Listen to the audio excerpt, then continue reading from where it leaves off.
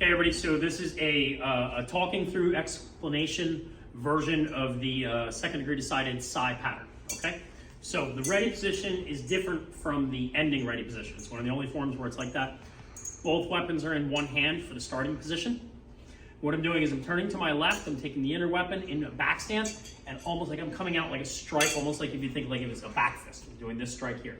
I flip the weapon in. Now I'm going to step forward into a sitting stance and use this as an outside block. I'm going to block with the right arm, and now I'm going to do a spinning back fist. So as I spin my body around, I'll flip this weapon out. I'll then flip it back in as I shift into a front stance and punch with the butt end of the side.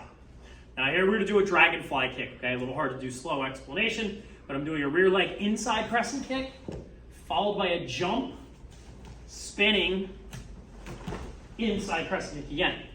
From here, I'm bringing the weapon to open it around my head and striking in a back stance. Almost like I'm doing an inverted knife hand strike with the weapon, so I'm bringing it around to hit.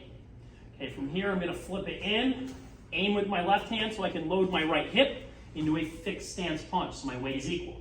I'm going to go up on one leg. My body's going to turn here. So as I turn, my left hand is going to do a high block. My right hand is going to flip out to do a low block. I flip back in, side kick punch, into jump front kick. Okay, so let's talk about that again. So from the fixed stance punch, I have to do actions with both hands. The left hand's going to go high. The right hand is going to flip out low. It should line up with your foot as best you can. So here, I flip this back into normal. I turn my body, side kick punch. Almost like if you were doing a Superman punch, but we're doing it from the ground. Boom, into a left jump front kick. Now I'm going to step forward with another inverted strike, so it flips around my head. Flip it back in. I'm going to spin with another back fist. Flip it back in. And now comes everybody's favorite move. This is called a coffee grinder. I'm going to do a step spinning hook kick. I'm going to recatch my momentum on the ground and do another spinning hook kick to the legs as a sweep, and then a round kick with the same leg. So, slow as I can demonstrate while explaining. I step, I do the spinning hook. As it comes back behind me, I drop onto the right leg. I can even put the right hand down. Right leg hook kicks through, round kick, and my body comes up. Okay, so what started as my base leg for the first spinning hook kick became the leg I dropped on for the downward spinning hook kick, followed by the round kick. Body comes up, twin inverted strikes, double figure eights. Load them. I will use this hand to drop my weight down. Right can come to, right side kick. From here, I'm going to do a little bit of a tilt-a-whirl here. My right leg does an outside as my left leg does an inside. So I can come up now facing another direction. Left single-handed high block. Both come out. Twin high X strike. I use the momentum to push my opponent's weapon to the ground. And I do a crown strike. So I'm coming, as if from here, I hit downward. Both weapons flip, and I stab downward as if I'm trying to trap that person's foot into the ground. From here, as I load back up onto the weapon, I stand up, I shift into a front stance so I can set the weapons in my hands. I hook these around the top of the shoulders. I drive in for a knee strike. I drop them back down, and then I turn.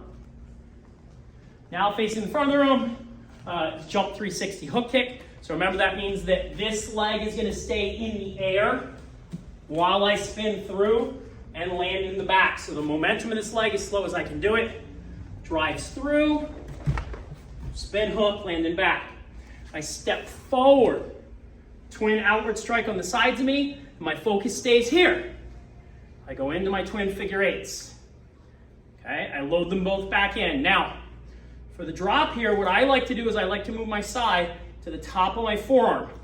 So as I step behind in my X stance, I can hook it toward the higher part of my forearm here and use the side to keep the balance.